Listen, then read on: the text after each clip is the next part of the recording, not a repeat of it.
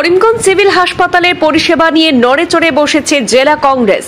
জেলা কংগ্রেসের প্রতিনিধি দল সরাসরি অভিযোগ তুলে ধরল নবাগত যুগ্ম সঞ্চালকের কাছে। জরুরিকালীন ব্যবস্থাপনায় উন্নতি চাইতে স্বাস্থ্য দপ্তরের কর্মকর্তার সঙ্গে বৈঠক। করিমগঞ্জ সিভিল হাসপাতালের জরুরিকালীন পরিষেবা নিয়ে সরব হল করিমগঞ্জ জেলা কংগ্রেস।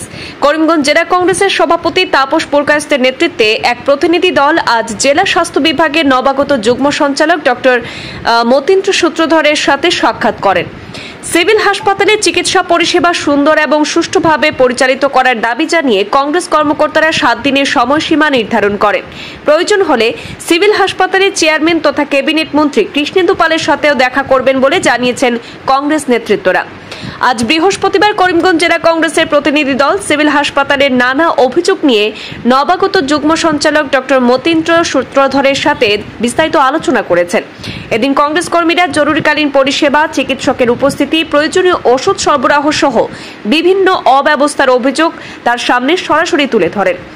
এদিকে যুগ্ম সঞ্চালক ডক্টর মতীন্দ্র সূত্রধর আশ্বাস দিয়ে জানান যে মাত্র 2 দিন আগে তিনি দায়িত্ব গ্রহণ করেছেন, তাই উত্থাপিত বিষয়গুলি তিনি খতিয়ে দেখে প্রয়োজনীয় ব্যবস্থা নেবেন বলে আশ্বাস দিয়েছেন। পরে কংগ্রেসের প্রতিনিধি দল সাংবাদিকদের মুখোমুখি হয়ে তাদের প্রতিক্রিয়া ব্যক্ত করেন। করিমগঞ্জের বিভিন্ন নাগরিক বিভিন্ন সময় আমাদেরকে বলে আসছেন যে করিমগঞ্জ সিভিল হসপিটালের দুরবস্থার কথা তুলে ধরছে, তাই আজকে আমরা একত্রিত হয়ে সবাই এসেছি।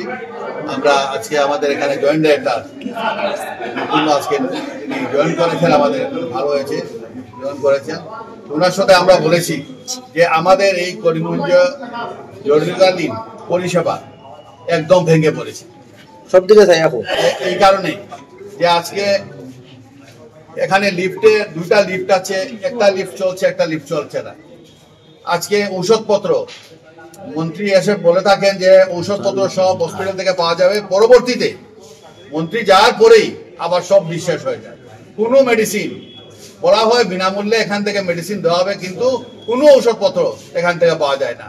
আজকে যেগুলো কুকুরের কামড়, সাপের কামড়, এইগুলোর ভ্যাকসিনও এখানে পাওয়া যায় না। তো মানুষ কি করবে? আজকে বড় বড় কথা সরকার বলছে যে সিভিল হসপিটালে গেলে সব পাওয়া যাবে, কিন্তু কিছুই পাচ্ছি না, কোনো পরিষেবা নেই। আজকে ডাক্তাররা এখানে অভিযোগ করা হয়েছে যে ডাক্তাররা 2টোর আগেই চলে যান, চলে গিয়ে ওনারা প্রাইভেট প্র্যাকটিস করছেন। তো এখানে হসপিটালটা রেখে লাভ নেই। আজকের মাননীয় মন্ত্রী, আজকে এই হসপিটালের চেয়ারম্যান, আমি সিদ্ধান্ত নিয়েছি যে আমরা মন্ত্রীর সাথে আমরা দেখা করবো। তিনি তো আমাদেরও মন্ত্রী, মন্ত্রীর সাথে আমরা দেখা করব এবং যে কথাগুলো এখানে বলেছি আমরা মন্ত্রীকেও সেই কথাগুলো অবগত করাবো।